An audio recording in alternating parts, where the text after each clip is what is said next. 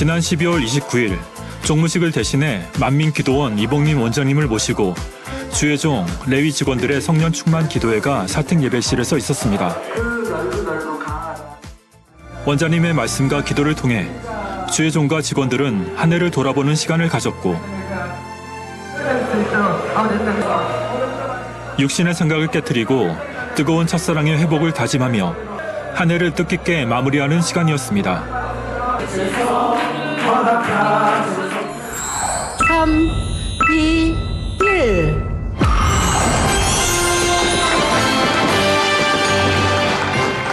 한 해를 마무리하고 새로운 한 해를 맞이하며 드린 2023-2024 송구 영신예배.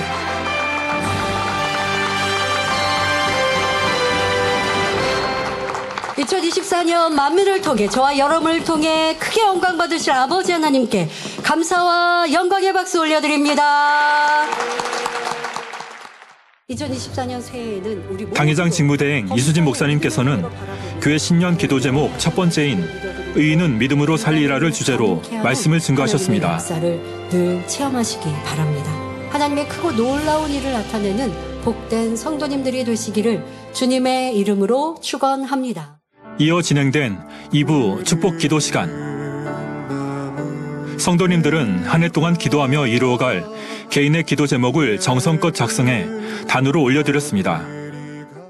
이제 우리 만민의 모든 성도님들이 믿음으로 행군하되 이젠 작은 믿음이 당회장 아니라 직무대행 큰 믿음. 이수진 목사님께서는 성도들의 모든 기도 제목이 응답받기를 소망하며 축복 기도를 간절히 해주셨습니다. 공연 시간에는 교회 기도 제목인 의인은 믿음으로 살리라, 깨어 있으라, 성전 이전, 불같은 성령의 역사를 주제로 충만한 공연으로 영광 돌렸습니다.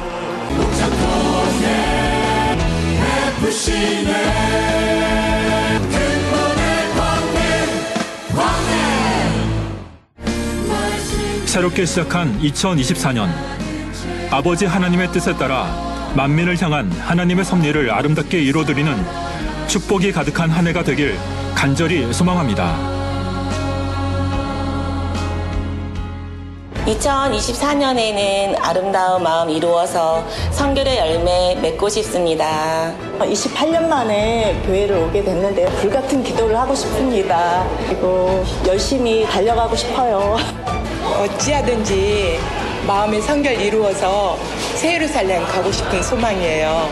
우리 주님의 목마르심을 시원하게 채워드리고 싶은 그런 일꾼이 되고 싶습니다. 2024년 화이팅! 2024년 화이팅! 사랑하는 성도님들 새해 복 많이 받으세요. 새해 복 많이 받으세요. 새해 복 많이 받으세요.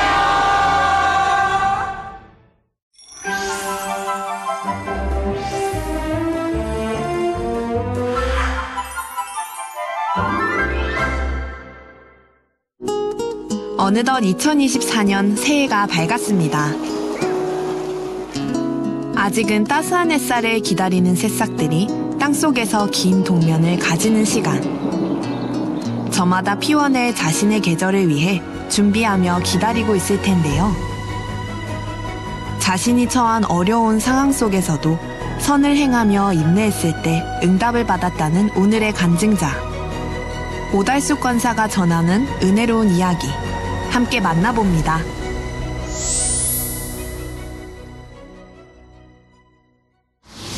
네, 저는 98년도에 2월 15일에 등록을 했고요.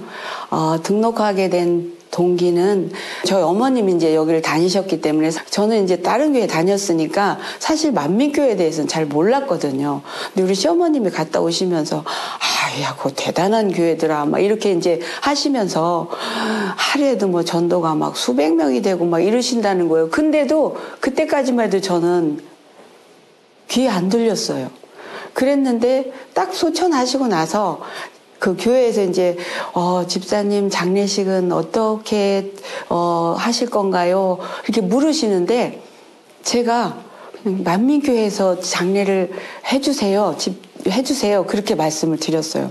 장례식 때 제가 너무 많은 은혜를 받은 거죠. 막 입관부터 시작해서 하관까지 다 장지까지 오셨고, 제가 그때에 제가 너무 감동이 돼가지고 그럼 제가 교회에 한번 가겠습니다. 이렇게 해서 교회에 온 게 이제 등록을 하게 된 계기가 된 거예요. 만민을 다녀야겠다라고 은혜를 받게 되신 게 있으실까요?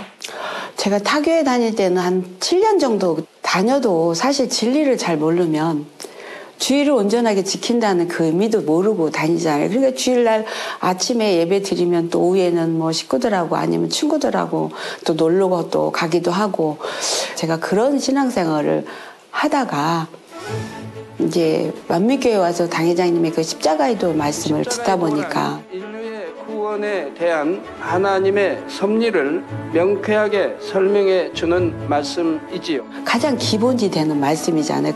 거기에 모든 성경 66권의 말씀이 다 들어있고, 그래서 제가 그 십자가의 도 말씀에 너무 은혜를 받아서 너무 이제 행복하게 신앙생활을 했고, 또 원장님이 하시는 다니엘 철야가 너무 좋았어요. 만민교회 와서 첫사랑을 회복한 거죠.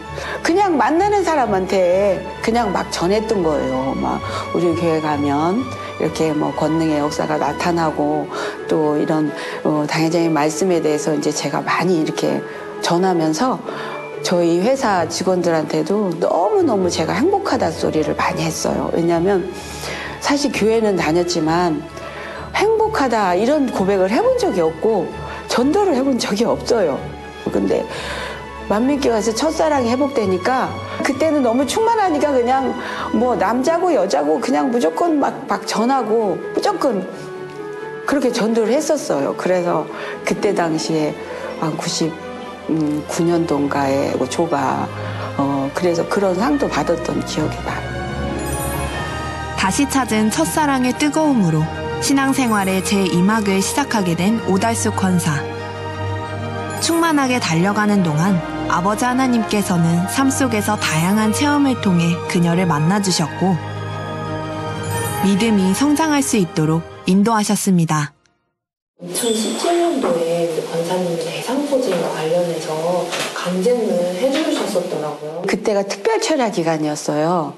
그랬는데 이렇게 자고 일어났는데 담 걸린 것처럼 여기저기가 쿡쿡 쑤시면서 아프더라고요. 특별철야 시작되고 며칠 안 돼가지고 갑자기 등하고 옆구리 이렇게 가슴 쪽에 통증이 심하더라고요. 그래서 전 담인 줄 알았어요. 근데 담은 좀 뻐근한 듯한 느낌인데 이거는 막 여러 개 바늘로 쿡쿡 누르는 것 같이 아프더라고요.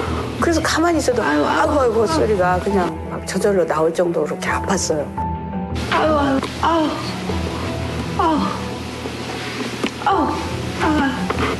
며칠 있으면 낫겠거니 이제 이렇게 생각을 했는데 2, 3일 있다가 이렇게 옷을 갈아입으려고 보니까 등 쪽하고 옆구리 쪽 또 가슴에 막 이만큼이 뭐 이렇게 수포가 막 생겨났더라고요. 그래서 깜짝 놀래가지고 막 처음에는 이제 단물을 뿌리고 이게 뭔가 이제 그 딸들하고 얘기를 했었는데 딸이 인터넷으로 검색을 해보더니 엄마 아마 대상포진인 것 같아요 그러더라고요. 그러면서 특별철야 불세례를 통해서 깨끗하게 치료받으세요 그러더라고요. 그래서 아멘 했죠. 그리고 이제 철야 가서 내가 아버지 앞에 뭔가 합하지 못한 게 있겠구나 싶어서 돌아보면서 이제 회개기도 하고 아버지 성령의 불세례로 질병들을 다 태워주세요라고 기도를 했죠. 그러고 나서부터 이제 통증이 사라지면서 근데 이제 신기한 것은 수포가 하나도 안 터지고 바로 새카맣게 이렇게 좀 빨가면서 새카맣게 죽어가더라고. 그러면서 그게 바로 딱지가 다 떨어졌죠. 그래서 애들이 자꾸 엄마 아프지 않아? 그러는 거예요. 대상포진은 엄청 아픈데 아프지 않냐고 자꾸 물어서 엄마 안 아픈데? 너무 신기하다고 그렇게 얘기를 하거든요. 그러면 현재 상태 네, 후유증도 없고 저는 그런 건 전혀 없어요. 했는데 어떤 내용이 있나요?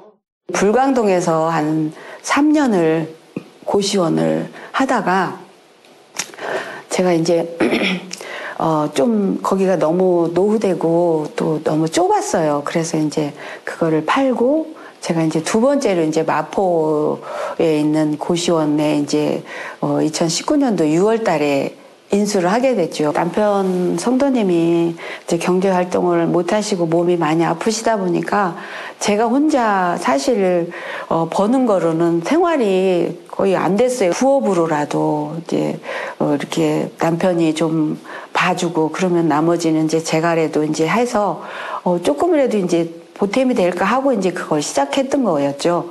처음에 계약할 때는 그 건물주 그 할머니가 그러니까 저하고 계약을 했었어요. 그런데 11월 달에 딸이라고 하면서 세 분이 오셔가지고 아버님이 소천하셔가지고 저희들이 상속을 받았습니다. 계약서가 이제 아빠 이름으로 돼 있다 보니까 자기들 그 새 딸 이름으로 다시 변경해야 된다고 그래서 이제 11월 달에 이렇게 변경을 하고 갔어요. 그랬는데 이제 만 1년이 됐잖아요. 2020년도. 그럼 1년 되면 사실 임대료를 올리는 게 아니잖아요. 대개가 2년에 한 번씩 이렇게 올리더라고요. 그런데 딱 1년 되니까 한 달 전에 전화가 온 거예요. 저기 재계약을 해야 된대요. 그래서 아니 저희들 이제 인수한 지도 얼마 안 됐는데 임대료를 벌써 올리냐고. 그때 당시 사실 2020년도에 이제 코로나가 막 시작되는 데잖아요. 6월 달이니까. 저희들은 주로 직장인 위주로 많이 있었어. 그 코로나 때에는 요식업계가 많이 타격을 받았잖아요. 음식업, 또 여행, 숙박업. 코로나19 우려가 장기화하면서 국내 관광업계와 숙박업계도 큰 시름에 빠졌습니다.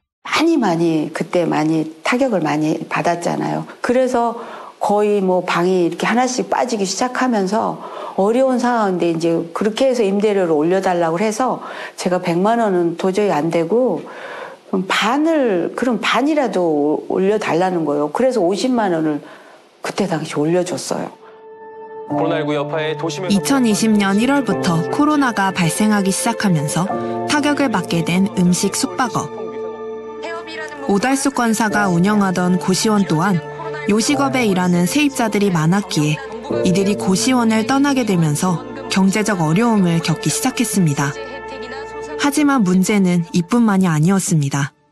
어려움이 많죠. 왜냐하면 고시원은 일반 집이나 똑같잖아요.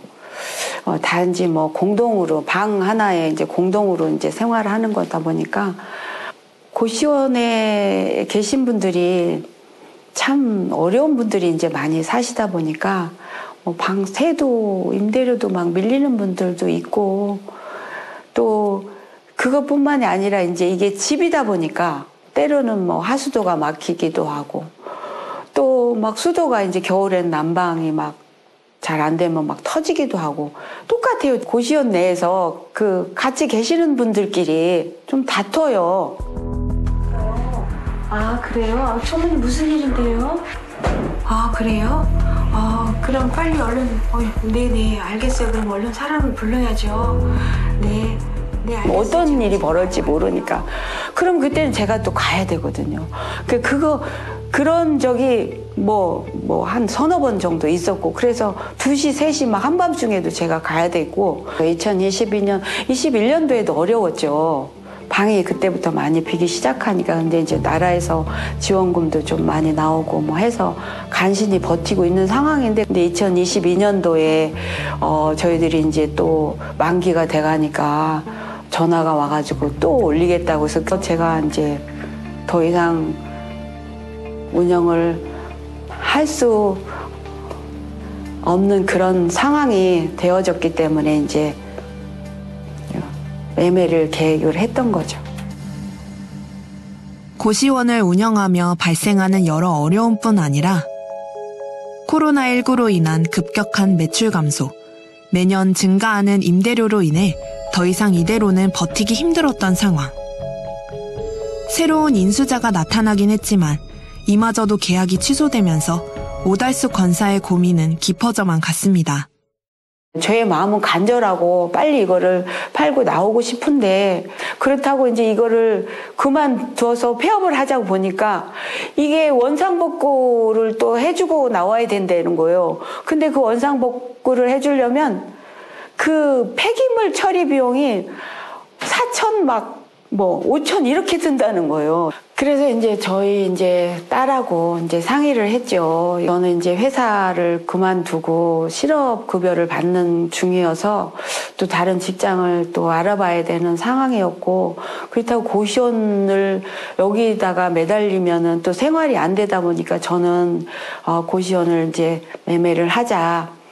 그래서 그렇지만 이제 한번 그렇게 취소가 되고 나니까 사실 막막했죠. 딸이 이제 그 돈 관리를 하다 보니까 가끔 이제 그런 옥상에 가서 막 울기도 했다고 하니까 그게 이제 이렇게 마음이 많이 아팠죠.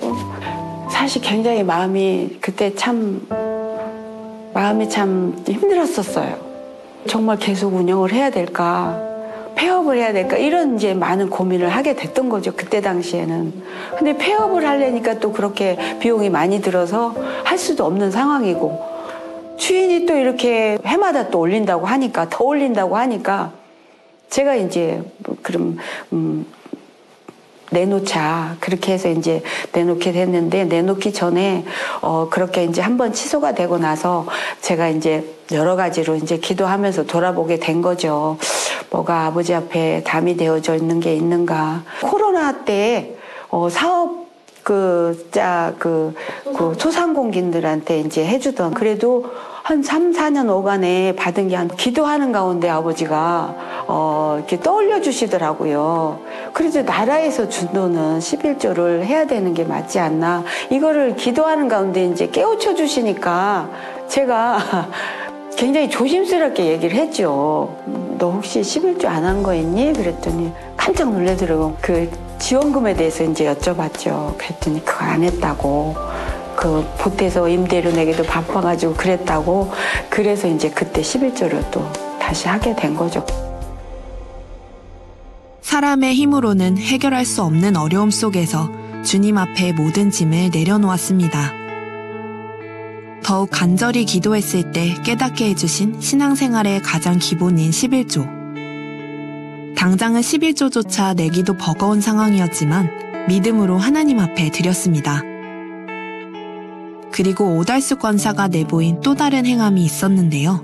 제가 그때 당시 너무 마음이 좀 힘들었는데, 이거는 내가 이런 일로 낙심해서는 안 된다. 불가능이 없으신 아버지, 모든 것을 해주실 수 있는 아버지신데, 그래서 이제 정말 아버지를 더 전적으로 의지를 해야 되겠다. 이제 이런 마음을 갖게 되니까, 그러하기에 애써 이제 모든 것을 다 이제 제가 그렇게 방도 다 깨끗하게 도배도 다 하고, 또 수리도 이제 웬만한 제가 할 수 있는 한은 제가 총무님을 시켜서 다 그것도 이렇게 등도 다 새로 교체하라고 하고, 다음 그 인수자들이 혹시라도 이제 들어오시게 되면 그런 거에 또 어려움 없도록 저희들은 방을 다 그렇게 해서 수리를 하게 됐고, 보일러니 이런 또 여러 가지 많은 그 화장실이니 이런 거 수리할 것을 다 수리한 것도 정말 저희들이 운영하게 되면 또 지금 현재 입실에 있는 사람이나 다시 오는 사람들이 깨끗한 그 방에서 이렇게 거주하면 좋겠다 해서, 꼭 매매를 위해서라기보다도 저희들은 어차피 매매가 안 되면 저희들이 또 운영을 해야 되잖아요.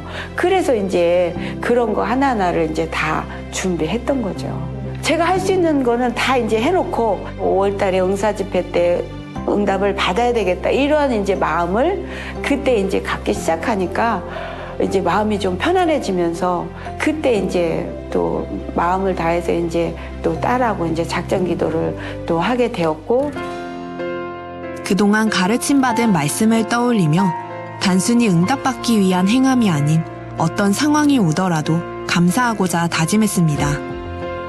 문제 해결을 위해 5월 은사 집회를 더욱 간절히 사모하며 준비하는 동안 체험케 해주신 신기한 일이 있었는데요. 다니엘 철야 하면서 얼마 안 돼서 제가 이제 꿈을 꿨어요. 꿈을 꿨는데, 제가 어느 그 바다 같은 것 같아요. 물 속에 빠져 있는 거예요. 앞에 보니까 이렇게 문 하나가 있는데 자물쇠가 큰 게 이렇게 잠겨져 있는 거예요. 그래서 저 문만 따고 들어가면 내가 살 수 있겠다. 그래서 이거 어떡하지? 이것만 따고 내가 빨리 살아야 되는데 여기를 따고 들어가야 되는데 하는데 당회장님이 씩 웃으시면서 그 자물쇠로 그 키로 이렇게 자물쇠를 딱 열어주시는 거예요. 나중에 이제 그 딸하고 얘기를 했거든요. 그랬더니 이제 자기도 그 당시에 당회장님은 꿈을 꿨는데 완전 칭찬하는 꿈을 꿨다고. 엄마, 그러면 우리가 이거 아버지가 응답 주시려고 하는가 보다. 그래서 이제 작정해서 이제 정말 기도를 열심히 이제 하게 된 거죠. 작정 철야 그 기간 중에 권리금 계약을 하게 된 거죠. 원 계약이라는 게 있잖아요. 그 보증금 계약이라 해서 주인하고 해야 이제 그게 계약이 다 완성이 되는 건데 권리금 계약만 해놨기 때문에 다니엘 철야 때 그 작정 철야 때 얼마나 마음이 간절했겠어요. 육으로 생각하면 될 수가 없는 상황이에요. 사실 따져보면 임대료가 그렇게 높아서 그 나머지 이런 전기 수도세 이런 공과금 빼고 나면 사실 남는 게 별로 없거든요. 그러다 보니까 저는 이게 계약이 된다는 게 쉽지는 않겠다는 생각이 많이 있다 보니까 이게 꿈을 꿨어도 마음이 참으로 간절했죠. 너무. 고시원 양도 계약은 2차례의 계약이 이루어져야 하는데요. 1차는 새 임차인과 하는 권리금 계약, 2차는 건물주인과 새 임차인이 하는 원계약입니다. 권리금 계약이 성사됐다고 해도 2차로 이루어지는 원계약이 취소될 경우 모든 계약이 무효로 돌아가게 되는데요. 5월 작정 다니엘 철야 중 1차 권리금 계약은 이루어진 상황. 하지만 이전에도 2차 계약까지 다다르지 못했던 상황이 있었기에 오달수 권사의 마음은 더욱 간절했습니다. 그 후 은사집회 날이 되었습니다. 머리로 생각으로가 아니라 마음 중심에서 이제는 회개할 수 있는 그 수련의 능력을 허락하여. 제가 다른 거는 기억이 안 나는데 그 소리만 제 귀에 너무 크게 들리더라고요. 아버지 하나님, 매매되지 않는 집이나 토지가 있습니까? 매매되게 하여 주시옵소서. 이렇게 하시는 말씀이 제게 이제 너무 크게 들렸고, 복하여 주옵시고 또 팔리지 않는 집이 있습니까? 매매하고자 하는 땅이 있습니까? 모든 마음의 소원들도 응답하여 주옵소서. 그 기도 받고 마음이 참 평안했어요. 원 계약이 5월 30일 날 이제 주인하고 다 계약이 새로 이제 됐고, 그다음에 이제 그 계약서 상에 어떤 건물의 누수라든지 어떤 문제가 또 발생이 되면 그 계약이 파기될 수 있다는 그런 단서를 또 특약사항으로 집어넣기 때문에 2달 동안을 이제 또 기다렸다가 이제 완전히 마무리되기까지 어떤 하자가 없다 다 받고 만료가 된 거죠. 그때의 기분은 뭐라고 말할 수가 없어요. 너무 제가 막 있지 몸이 막 그냥 이렇게 발이 안 달리고 둥둥둥둥 떠다니는 것 마냥. 아버지가 이제 이런 계약을 딱 이루고 나니까 그 갈라디아서 6장에 그 6절 말씀을 주시더라고요. 그러니까 선을 행하되 피곤하지 않으면 때가 이르면 거두리라고 하신 그 말씀을 저에게 주시는데 제가 그 말씀을 그 마음에 받는 순간 막 울었어요. 펑펑 울었어요. 왜냐하면 이 말씀이 이 뜻이었군요. 제가 이 응답을 받고 애들한테 한 말이 뭐냐면 절대 살아가면서 내가 어떤 손해를 본다 할지라도 또 누가 애매하게 나를 욕하고 핍박한다 할지라도 절대 선으로 행하라고 제가 이 말을 제일 먼저 했어요.